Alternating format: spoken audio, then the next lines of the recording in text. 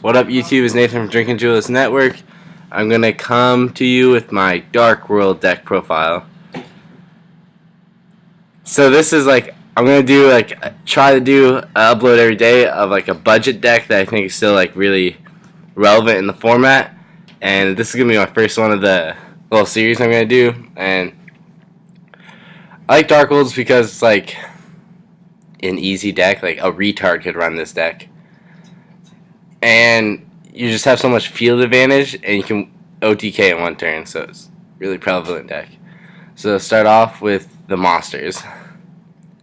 2 double beige, special summon himself, easy to get graph out with him. 3 snow, searcher of the Dark Worlds, search out in, like half the cards in this deck. Double Silvas, same thing as beige, just stronger, can be a target for both these cards. This one when Gates is on the field and deck Devi all the time. 3 Graphas. The boss monster deck you have to run 3. And 3 Brows for the draw power. And then the non-Dark World monsters just 2 TGUs because you have 5 targets for them, and when they're in the graveyard you can banish them with Gates. So to the spells. 3 Drag Downs. You can pretty much set your hand and make them choose what you want because it doesn't really care what they see because your hand constantly changes. 3 Dark World Dealings, more draw power, 1 Allure. Allure, you're pretty much going to try to banish TGU would be the goal because everything else is relevant. So either I go for TGU or beige, both are Allure targets. Everything's Allure target, but those are the 2 I don't really care about. 3 Gates. 1 Gateway to Dark World, since Monster Reborn is gone. You can activate. It's a quick place to activate on your opponent's turn. Usually at the end phase, you can bring like snow out, bounce if you have Graph on graveyard next turn, and you have a snow in hand. So it's pretty cool. And 3 upstarts for draw power. Even if they get all 3 upstarts, then you pretty much still OTK them because you just special summon and wreck shop with these 5 guys. 1 Foolish to put Grapha first turn.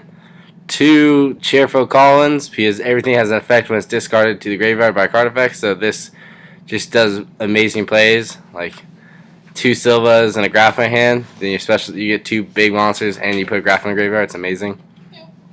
And 1 Into the Void because you don't really care what's in your hand at the end phase. You're trying to discard everything, so this card doesn't hurt you at all. 2 Appropriate. That's you activate first on your first Dark World Dealings, it won't activate, but on your second and third one and your 3 Drag Downs will activate. You'll miss the first one, but the next one's you're plussing hard. 3 Reckless to speed up the deck. 1 Deck Devi because it hurts a lot of decks. Like usually main cards of decks are less than 1500, so if you take that out, you pretty much take out the core of the deck.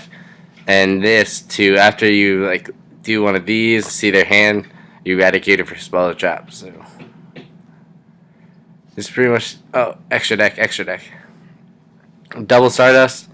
This was in here when I had the Malefics with here, so they're probably gonna come out. I didn't even know they're still in here. So Stardust is coming out because I had the Malefic build first, but I didn't like it. This is pure Dark Worlds are better. 1 Zane Mains, 1 Laval Chain, Acid Golem, Utopia, Cowboy, 2 Leviaires because you're banishing a lot. I'll bring it back. Galaxy Eyes Tachyon Dragon, never used it, but it's in there just in case. 2 Herrick Sun Overlord. This is like the best XR XCs, I would say. This and Zombie Stein are the 2 best XCs, level 8s that you're going to. Galaxy Eyes, Neo Galaxy Eyes Photon Dragon. Probably never get this out. But if you do have 3 Graphas, I would just keep 3 Graphas. I mean, that's 9,000 attack coming that way. Number 15, Gimmick Puppet Giant, just in case you've ever had a situation you need it. And Zombie Stein, 4500 beater, 2 level 8 darks, which is easy to make with Grapha. And its effect is decently good, so this is pretty much it. So tomorrow I'll probably come up with my wind-ups. That wind-ups would beat this deck every time, but they're both really budget decks. This deck's never really been hurt by the ban list, so it's still really playable. And I suggest everyone should play it. So that's it. Signing off, YouTube. Bye.